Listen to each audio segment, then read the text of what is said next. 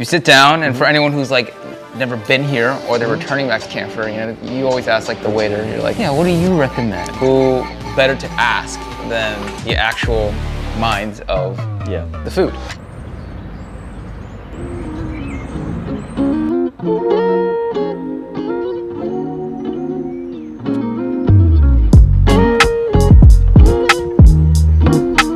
Cheers. Hello guys, I'm Sean. I'm Yitai. And we are here today at the beloved French bistro, Camphor, amazing restaurant in downtown Los Angeles, California. And we're here for one reason and one reason only. And that is to discover the ideal dinner. So to celebrate our first launch of Me and You, we've come to the place of inspiration behind the collection, meet the minds of this incredible restaurant, and to learn how to experience French cuisine to its highest degree. Yep, AKA the ideal dinner. Yeah, exactly. Yep, so yeah, without further ado, we would love to introduce to you guys the founders and head chefs and brilliant freaking geniuses of Camphor, Chef Max and Chef Lijo. Dun, da, da, da.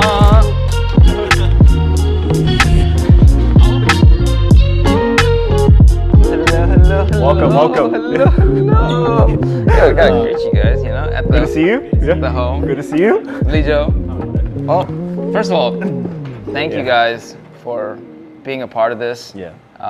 For taking your time to do this, and for also just being just the brilliant people you are and providing for the food industry and creating experiences like this. We're both excited to learn more about your background as chefs and your stories. We're kind of curious, like, what was the idea or like the inspiration behind Camphor? Like, how did you guys even get here to begin with?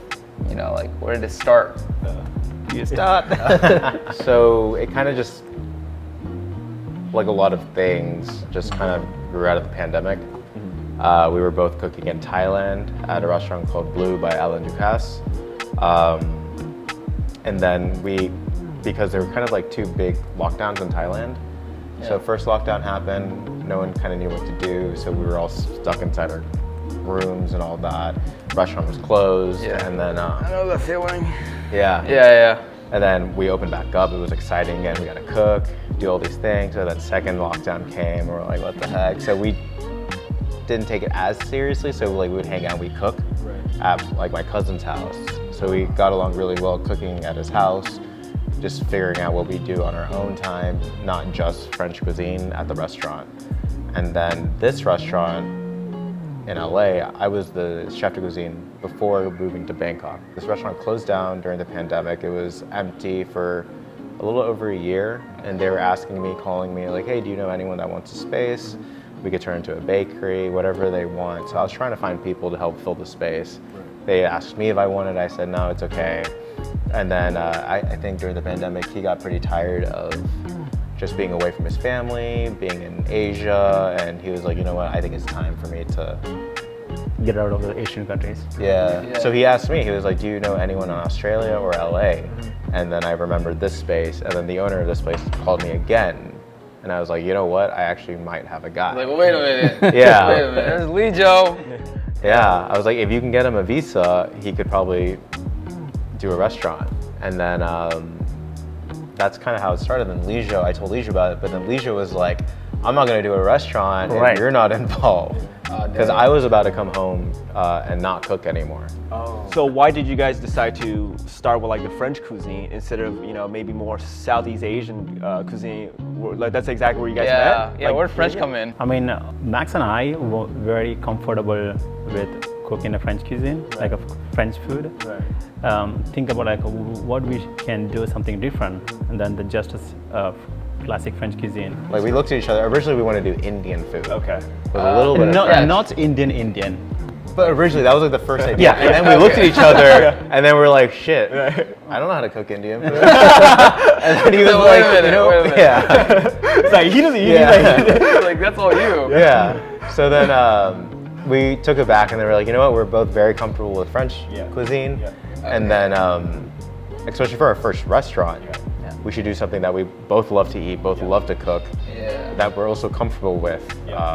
we don't want to do Indian cuisine, and then Indian diners are coming, and then they're getting super pissed. So the first kind of import or export out of his region in India was camphor. So camphor is like the waxy substance off of cinnamon leaves. And that export was going to France. So that was kind of like one of the first, not the first, but one of the first connections between France and India, his region, especially Kerala, southern India. So I thought it just kind of made sense. It was really cool. Also, camphor is like, certain types of camphor are banned and illegal and poisonous, but then certain camphor like is medicinal, like almost like tiger balm. You have that eucalyptus thing, or people burn camphor to worship gods and stuff. So you're saying that your personality is toxic, but also like medicinal and helpful. I see it. It was kind of like when we were planning the restaurant, we gave ourselves like guidelines, and then we created a scenario for ourselves. So the scenario of this restaurant is there's an alternate universe. France and India share a border. We're a little bistro on the France side, and we're kind of inviting travelers from India over to France. That's cool. That is a beautiful. I can imagine that right now. So that's our guideline for this restaurant. Wow. We're not in LA here. We're not anywhere else. We're in this alternate universe where those two countries meet. And so our cuisine is based off of like two chefs that are cooking there. We're not even ourselves in that scenario. Like we're cooking as them. Correct. Well, I mean, let's just get right into why we're here, right? I think anyone's experience, you come into a restaurant and you sit down, and for anyone who's like never been here or they're returning back to Camphor, you know, you always ask like the waiter, you're like, what do you recommend? Yeah, what do you recommend? You know, like, because you don't know, sometimes you're in the loss, right? So like in my thought is like, who better to ask than the actual minds of the food? You know? Masterminds behind this establishment, fine establishment. Exactly, which also means the ideal dinner.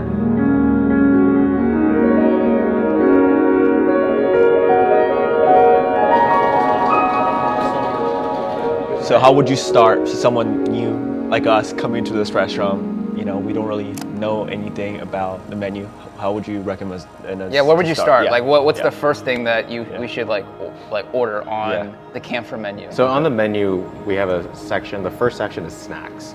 So like ideally in our head, it's like someone would go to the bar, get a martini, and they can order any one of these and just sip on it, chat with the guests next to them. Finger food. Finger food, yeah. So like, I mean, I love starting with the bread and butter. We have we get bread from Bub and Grandma's. It's really good sourdough, and also my favorite cheese, époisse. Stinky, but it kind of like it's like a punch in the face. Super savory, and then we mix that with like a French butter, Bordier butter from Burgundy. It's an awesome combination. And then the gunpowder, obviously, it's just spicy, crunchy. And just it's kind of shocking because no one's expecting that. And then the Barbizon, because escargot is like a favorite of ours. But we kind of combined it all into a little pastry, so it's very easy, very clean to eat. A little Cheez-It snack. Yeah, pretty much just little Cheez-It Hot Pocket snail snacks, and you can it's like a fun little thing because usually. Escargot is like huge. You see the shell and everything. And also, like, if you're getting some pastry pocket at a restaurant, it's a lot bigger. It's like a 2-biter. Right. Like, this is fun. You just that would sell out at Whole Foods. Cheez-It Hot Pocket snail bites. That thing will knock out. You can't mention snail though. I think people. No, snail's what makes it. You know. So what you have the Barbizon, the bread and butter, and then the gunpowder. So after you have that, where would you start next into what? Is it the appetizers? Yeah. Okay, so the appetizers, So we have beef tartare. Okay. So with the herb tempura, I think people like it, and we like to eat tartare quite a lot. So whenever we get a time back in Thailand, I remember still like after walking and the dinner service, like when 11 o'clock, okay, let's go to take maybe a glass of wine or a beer with the tartare. Let's go to that place. So that's we were doing it. So we wanted to make something very, very comfortable for the people. So we use the basil, mint, and parsley. All three, like separately? Yeah, everything is separately. So the herb tempura is more like the chip Correct. Okay, Yeah. for the beef tartare. Correct. So you can take a piece of tempura, take a spoon of beef tartare, and put on it and just bite it. Yeah. It's like the Instead best just of both having- worlds. Yeah, instead of having a spoon and fork, just eating like that. Yeah, I've never fun. heard of tempura. Tempura. No, I was gonna say tempura. Herb tempura. No, tempura pairing with. I don't know what that was so hard for me to say. Tempura pairing. Beef tartare. Tempura pairing with the tartare. Yes, sorry, you already Yeah. said it, but I had to say it for myself. Yeah, but when you think about it, it's because typically you eat like fries with tartare, so that's why we would also order fries with tartare. But also, like I love getting fries, putting a little tartare on it, and that. A little chopstick. Yeah, yeah, double fry, get more tartare, all that. Yeah. So that's like in Thailand, that's what we would do. We get the tartare, we get Saucisson. saucisson, we get fries, and we just eat tartare with that. Yeah. Also get calamari too. Yeah. Put it on. Yeah, fried calamari. Yeah. So with the fries and 3 different sauces. We forgot that. So my favorite restaurant is Houston's, and when I go there, Houston's. yeah, Is it Houston's. like a steakhouse? It's like a steakhouse. It's like a corporate steakhouse. We go there all the time. I love that. And I always get the fries, and it usually comes with spicy aioli and ketchup, but then I love the salad dressing there. It's like a honey mustard. They call it mustard honey. Yeah. And so they always just give me 3 sauces on the side. And that's my happy space. Yeah. So here I was like, I want to be happy. I love fries, and I want to create my own happy place. Exactly. So you get ketchup, you get honey mustard. The honey mustard, we put a ton of the Malabar black pepper, Dijon mustard, really good honey, and then we have a spicy aioli, but we use like boon sauce in it, so it's really savory. You have anchovies, caramelized shallots, and then we just make our own version of spicy aioli using boon sauce. I also have this thing, like I'm very bitter about In-N-Out fries. Burgers are amazing, but You gotta get it well done. The well done fries are fire. They become so dry. yeah, we get Lightwell. Oh, okay. Lightwell is Yeah, good. Lightwell's I when you're get like Lightwell, when you're yeah. master. Yeah, Yeah. like you come in and you be like, hey, let me get that number 2 with a Lightwell. But see, if you don't know, you go to In-N-Out. Yeah, you get the soggy. People are like, What the really, heck? the fries aren't that good. Yeah. Yeah. So here we use the same version. We use a Kennebec potato, but we poach it. Well, we blanch it in oil first to get it nice and soft, and then we fry it again. So you're getting like a proper Lightwell fry. Got it. And then we season it with the garam masala, more black pepper. the fries are just really Yeah. just like a shout to In-N-Out being like, they do is. better. Sorry. Like that meal is In-N-Out. No, not do better. Hey, In-N-Out, He's throwing you better. No, I'm kidding. Yeah. Just the fries. He's trying to start Just a the war fries. with you guys. Just fries. Your burgers, it's amazing. Yeah. We'll you gotta get the buns extra toasted. Extra toasted. Yeah. Fries well done, at least for Yeah. me. And grilled Neapolitan- onions. Neapolitan milk. Whole grilled onions. Yeah, it's whole grilled onions. Yeah, I like it yeah. raw, dude. Yeah. Tartare, fries. Good starter. So, moving on to the entrees, where would you recommend us to start with? Scallops. Okay. It's clean. You get your fish course, and it's kind of surprising. Everyone's expecting like seared scallops, Yeah. and on the menu it's called scallop demi-lune, which is just half moon in French, because there's a pasta called mezzalune, which is half moon in Italian. So we just did the French version. Okay. But the scallops are individual scallops cooked inside the pasta. That's it, just scallop wrapped in No pasta. filling? No filling. Just It's just a scallop. full base scallop. Damn. And it kind of just cooks in its own juice. It's really sweet, perfectly cooked, tender. And then we just toss it in a butter sauce with preserved truffles and chives. I think that's just, that one's solid. How did that even come about? I'm Were you guys- salivating right now. Yeah, were you guys look at each other and you're just like, you just want to wrap a scallop in pasta? Then you want to do it? Well, my wife was complaining there weren't enough carbs on the menu. Yeah, it's kind of like a wonton too. Oh. We love wontons, dumplings, all that. So So I think it's most of the restaurant when you go to dine, definitely you need to have a big protein, like a meat. Yeah. So we thought of, okay, we need to use something that's creating a dish with my background ingredients such as the Malabar black pepper. So we source the pepper directly from our region without going anyone's hands. So just drop directly by flight by DHL in our kitchen. So we want to create that sauce with the pepper. Wait, how do you say the pepper? Malabar black pepper. Malabar Malabar. Does it have a distinct Malabar. flavor profile that Yeah, no one it's, no one else has? It's cool too when you get the peppers, like you can kind of squeeze it. It's like a little squishy because there's still moisture. Really? Like they weren't picked through. Like we're getting directly from the tree, dried, and then to us. Oh shoot. Like there's still a raw little ingredients. Oh, Yeah. you guys got the connections. Yeah. So when you toast it, you have to toast it very slowly to fully dry out the inside. Toast it. Otherwise, it's not good. get the But flavor. you get that. It's a crazy flavor, super spicy, super aromatic. So it's kind of like a take on like the steak with pepper sauce. Yeah, steak au poivre. Yeah. Oh, okay, Yeah. okay. But with your Yeah. type of pepper. Yeah, steak au poivre, and then I just Well, you have the butchered name. sides. You gotta Okay. have potatoes with your steak. So we like the pamana. It's thin slices of potato, celery. Hundreds of layers. Yeah, hundreds of layers. So we use very aromatic brown butter. So we made a brown butter, in-house brown butter with rosemary, thyme, garlic to season the butter, and also we sprinkled some homemade garam masala. Garam masala. Yeah. And then there's kind of like a street food in India called chat, and it's usually you have. It's kind of almost like anything. Yeah. Mixed with like 3 chutneys. Yeah, correct. So you get like a tamarind chutney, you get like a yogurt, you get mint parsley chutney, or no, not parsley. You get a mint chutney. Oh, like the condiments. The condiments, Yeah, and they yeah, put it yeah. all on. You get Yeah, crispies, yeah. different textures. So we like, okay, we're gonna layer like kind of marbling it on the bottom of the plates. Oh. So when you break it down, the pomana, you have a crispiness, soft inside, and going to 3 different flavor, like a spicy, sweet, and So it's like layers of textures and flavors. correct. Yeah. Damn, that's like an like a orgasm. fun- Even. yeah. I was right there. Like, So the all that 4 spices used for the garam masala also we source directly from our from Kerala. Oh, like So- from like your. Oh my god. I'd say 99% of all of our spices are directly from his contact. That's so So they're cool. coming in fresh. That's why like everything here, even if you try to do the same recipe that you did at another restaurant in LA, it's gonna taste different if it includes the spices. They really Willy Wonka this. he goes the herb plug. Herbs, he's like, hit him up, run him up. Spices, spices. Let me hit up the homies. Straight from the source. Yeah, that's so, that really shows a lot to like how much commitment you guys have to like making your own voice and Perfecting, sort of yeah. perfecting and creating your own voice in this sort of fusion. So Talk about steak au papa. yeah, you were talking about the pomezana.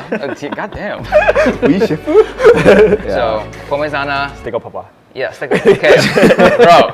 I'm not even correcting him. It's funny. I love it. Yeah. So yeah, but with the steak, you gotta have we like potatoes and then a salad, something fresh. Yeah.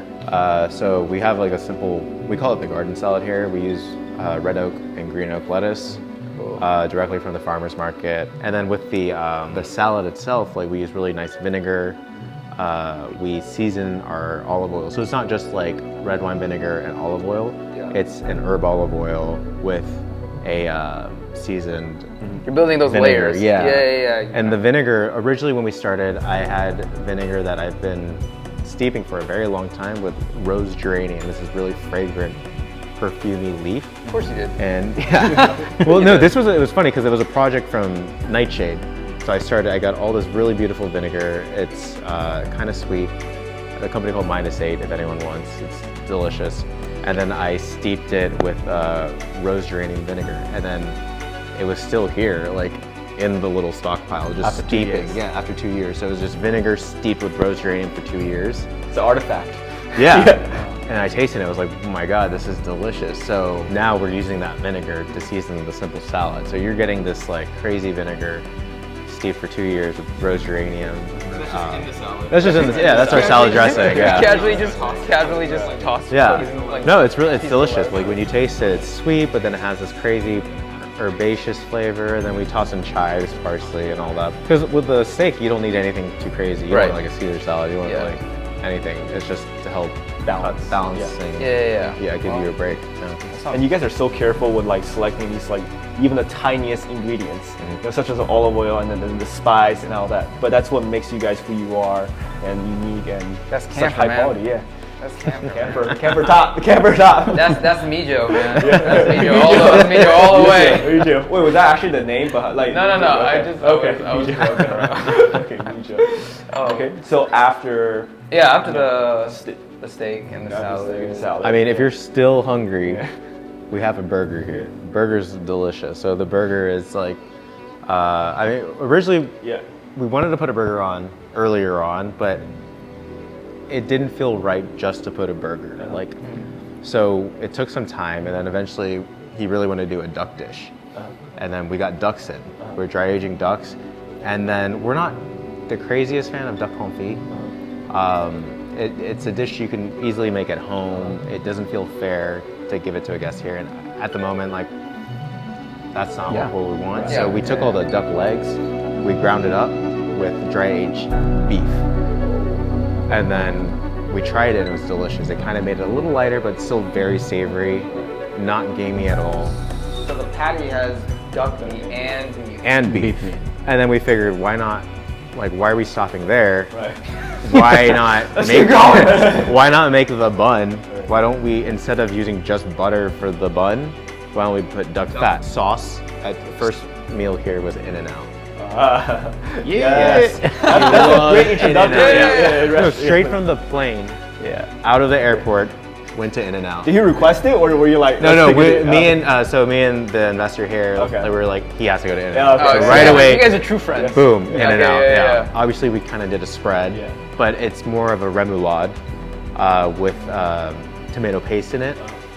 Rosemary. So it's a version of In-N-Out and a sauce Sharon. So it's like a rosemary béarnaise, but with pickles, all that, tomato, and instead of using oil to thicken it, so that's how you would use like butter or oil to thicken an emulsion, we use beef fat.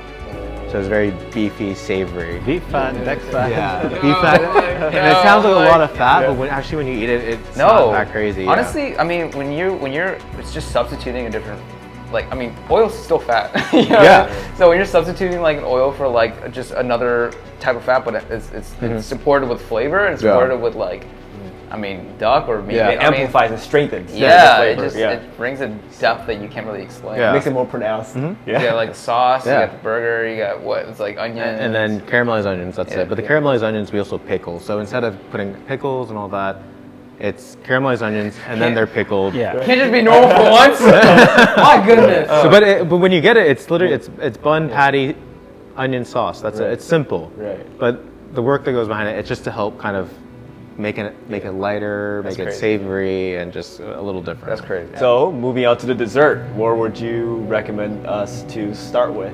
Yeah, what's the perfect dessert at Camphor? Right. The meal's heavy, like not too heavy, but it's rich. It's rich. Yeah. Fruit is nice. So we like so kiwis. I actually love kiwis, and you never see kiwis like on desserts in restaurants. So. Yeah, that is true. I thought it was just kind of fun to do a kiwi, and then just make it all about the kiwi. Yeah. So we make it look like a kiwi. It looks like a giant ass kiwi cut in half. And then for the white we use coconut cream. For the black we use charcoal. For the little seeds, and then it just looks like a big ass kiwi. And then I really love using ingredients that all have the same color. So he brings in a really beautiful green cardamom.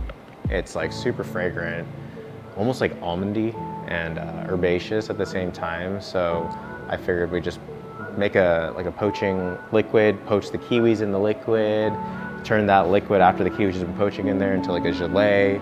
So it's like a whole kiwi salad, all these different kiwi things. There's fresh kiwis, poached kiwis, the gelée, kiwi sorbet, kiwi ice.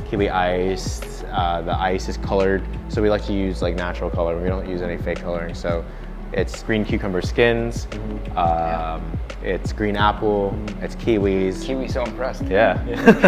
Kiwilicious. Yeah. And then sometimes when people get drunk and then you drop the dessert, they're like, where'd you guys get these kiwis? Yeah. But it's funny. And then I love shaved ice. So we have another dessert. Guy. Yeah. Shaved ice. Shaved ice, and then Gotta end every meal with a shaved ice. Yeah, you have to. It's like it's refreshing, and it looks like you're getting a lot, but it just kind of melts and it's gone in like seconds. Yeah, like I love frozen desserts. Like frozen desserts are my thing. Shave ice, but the ice it's really powdery. We powder it with liquid nitrogen and a KitchenAid, so it like blends itself and it actually kind of fluffs up. That's when you know it's done and ready. So it's super powdery, and then inside, I love marzipan, the flavor of marzipan, because it reminds me of this soap at malls. There's this pink soap that smells like almonds, and I'm obsessed with that smell. Oh. So marzipan is pretty much that same smell. So I did a dessert off of that, and it's a marzipan sorbet, the ice on top, Meyer lemons, finger limes, and then we spritz it with green chartreuse. So it's kind of like a play on a last word. Dude, how do you even describe these fruits so like vividly that I can see it? I can literally see it. And I'm salivating right now. I'm so hungry. Bro, yeah. chocolate dessert? Yeah. So what is that? So the chocolate dessert is chocolate ice cream on the bottom, and the chocolate mousse on the top, chocolate marshmallow, and finished with a kind of fluffy disc, made with the chocolate, and it's when you go into the cup, it's super light all the way from the top to the bottom.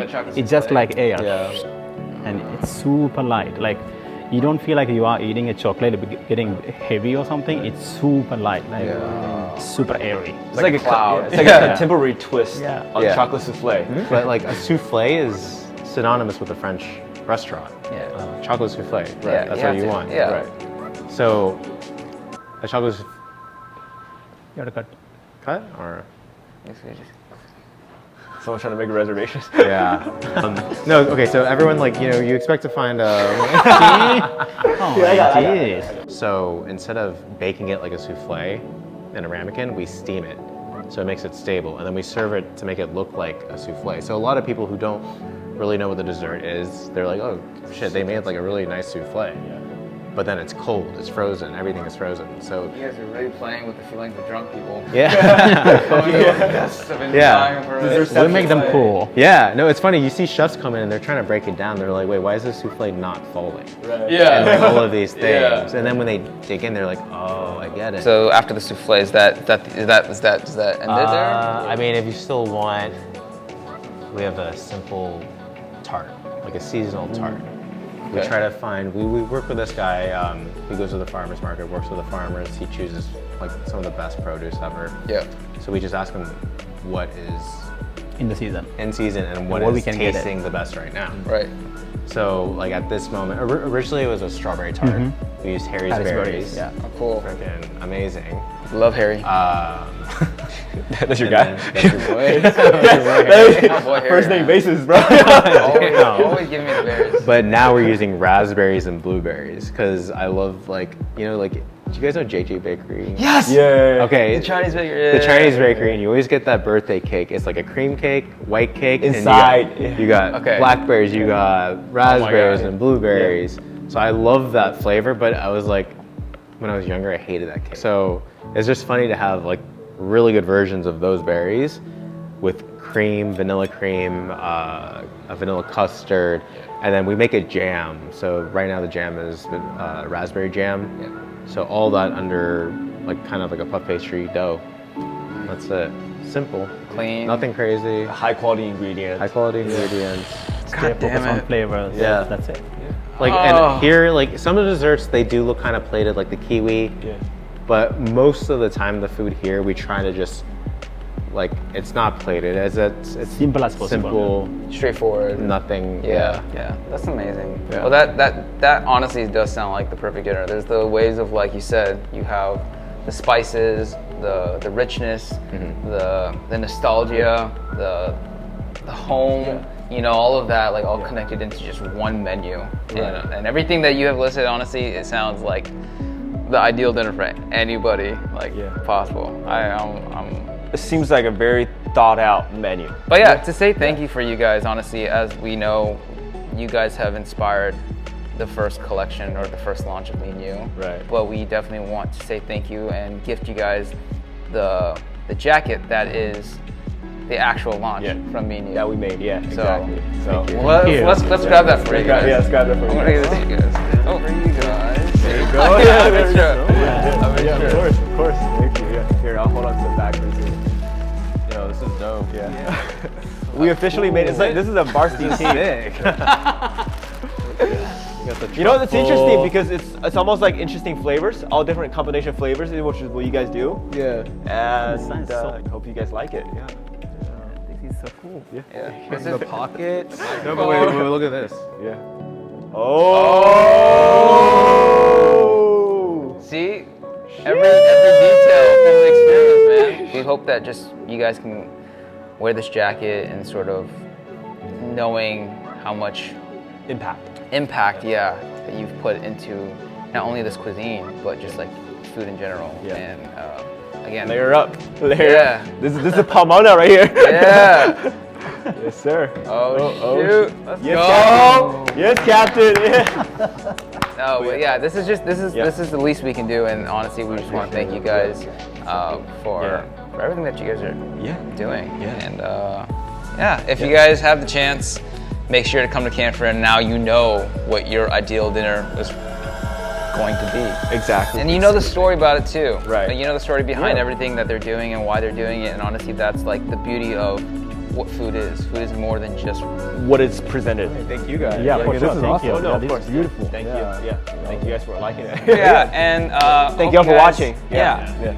And the jacket comes out Yeah. now, so order it while you can. Yeah. Awesome. Cool. Woo! Bye, guys. Thank you.